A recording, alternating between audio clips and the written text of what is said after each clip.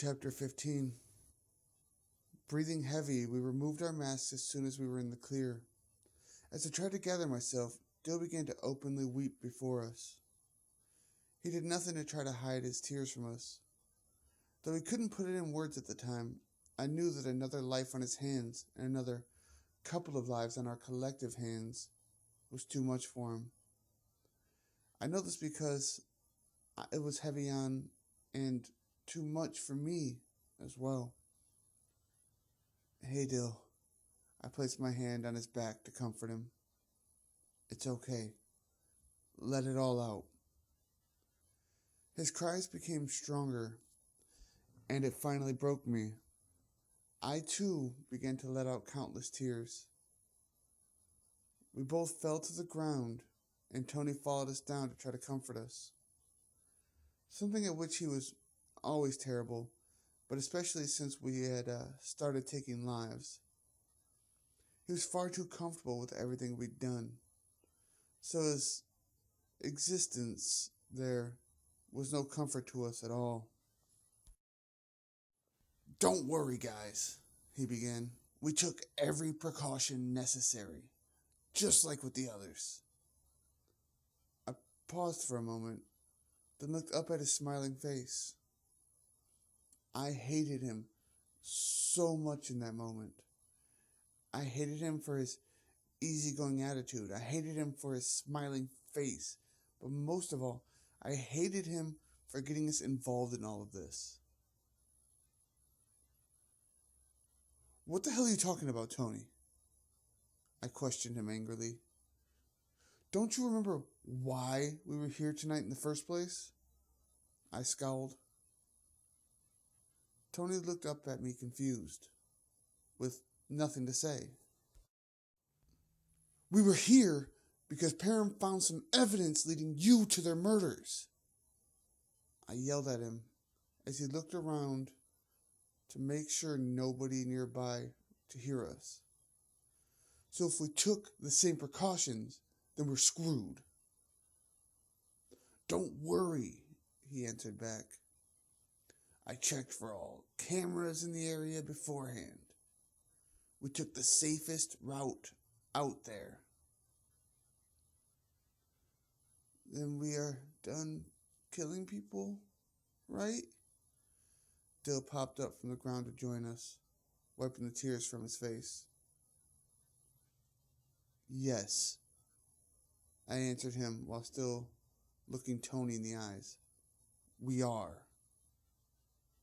Agreed, Tony nodded as he spoke, still too laid back. It's probably best that we don't see each other for a while. I can agree with that, I snarked. Dill just nodded before we all went our separate ways for the night. For a few weeks I was happy to believe that it was over, happy to believe that I wouldn't have to deal with anything we did. I was even okay with accepting that I may never speak to my friends again, especially with what Tony had become. But my happy little thoughts were not to be. About a month after we last saw each other, I got a call from Dill. He was nervous, and I could tell he was shaking on the other side of the phone.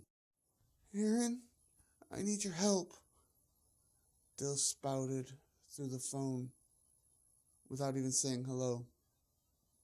What's up, Dill? Are you okay? I asked, nearly matching his anxiousness. I don't know. Dill's nervousness showed through even more. Are you alone? Yeah. Are you sure, Aaron?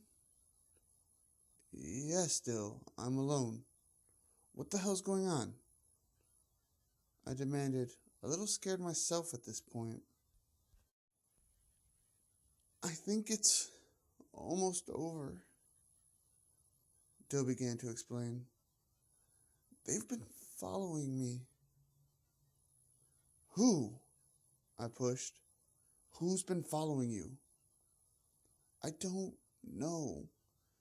I feel them watching me all the time. I almost laughed. I was so relieved. So happy he was just paranoid and didn't actually have anybody stalking him. There's nobody following you, Dill, I began to explain to him.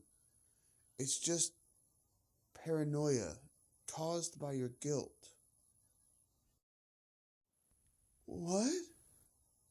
Dill sounded more confused than nervous at that point. You're not being followed, I kept explaining. Your mind is playing tricks on you because you can't deal with everything that happened. I let out a large sigh. I get it. It's been messing with me too. The guilt is really too much to handle. What should we do about it? Dill asked me. I don't think I can live like this. I don't know, Dill. I'm sorry. I just wish we could tell someone and get this over with. I could hear his tears through the phone. I don't want to feel this pain anymore. Do you want to go to prison for the rest of your life? I asked, expecting to know the answer. To be honest, Aaron, I think I would prefer that to looking over my shoulder for the rest of my life. The line was silent for a few moments as I searched for words to respond. While I was shocked by what he said, I wasn't fully against the idea. The guilt had been weighing heavily on me since the night of the first murders. It had only gotten worse as each victim since was less deserving of what we had done to them. Aaron? I heard him through the line once again. Are you serious? I asked him sincerely. Yeah. There's a short pause. I think I am. I felt a relief come over me as he said those words. I think I'm with you. I heard his sniffles through the phone. Aaron? His voice sounded confused. Who do we tell? After a quick mulling over in my head, I finally realized what to do. We're going to sleep on it tonight, Dill, I began my explanation. Then tomorrow, if we feel the same way, we will go to the police station and turn ourselves in. Okay, Dill answered, sounding relieved. But Dill. Yeah? Don't say anything to Tony, I warned. I don't think he'll see it the same way we do. Okay. I'll talk to you tomorrow, Dill. All right. Goodbye, Aaron. These were the last words I would ever hear from one of my best friends. I wish either his or mine had been more profound, something more than we did. Something that had told each other that, what we meant to one another.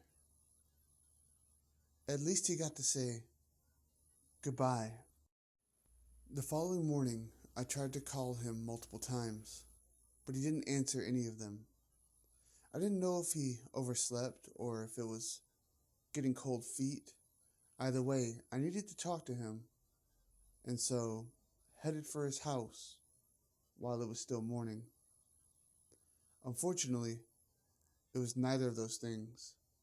While still down the street, I saw multiple police cars and an ambulance in front of Dill's house. None of the lights were flashing, a terrible, telling sign of what I was just about to see. Being rolled out within a body bag was exactly who I thought it would be.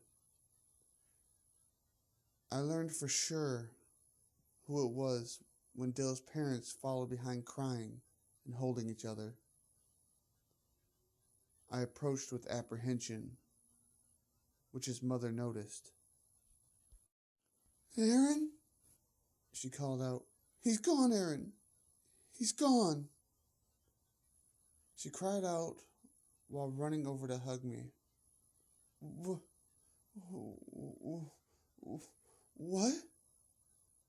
Was all I could get out. Though I'd already known while approaching their house, it really didn't dawn on me until that moment. It was then that I knew for sure that my friend was dead, and that I was, to some degree, responsible.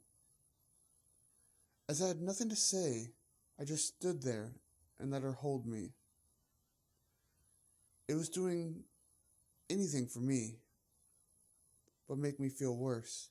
However, it seemed to be doing something good for her. While she held me firmly, I watched as they loaded Dill's body into the ambulance. I didn't want to leave Dill's parents there alone, but there was no way I could stay there any longer. In the most polite and loving way I could, I said my goodbyes and condolences. As I turned to leave, I noticed Tony in the distance, watching from behind a large tree down the street. Upping my pace to as fast as I could without drawing attention, I tried to catch him before he got away. When I got to the tree Tony was behind, he was no longer to be seen. I couldn't shake the feeling that Tony may have had something to do with Dill's death. Thank you for listening. I release new chapters every Monday, Wednesday, and Friday. If you prefer to read, I do release all 3 chapters every Sunday on my Wordpress. If you know anybody else who might be interested in this story, please feel free to share. Thank you.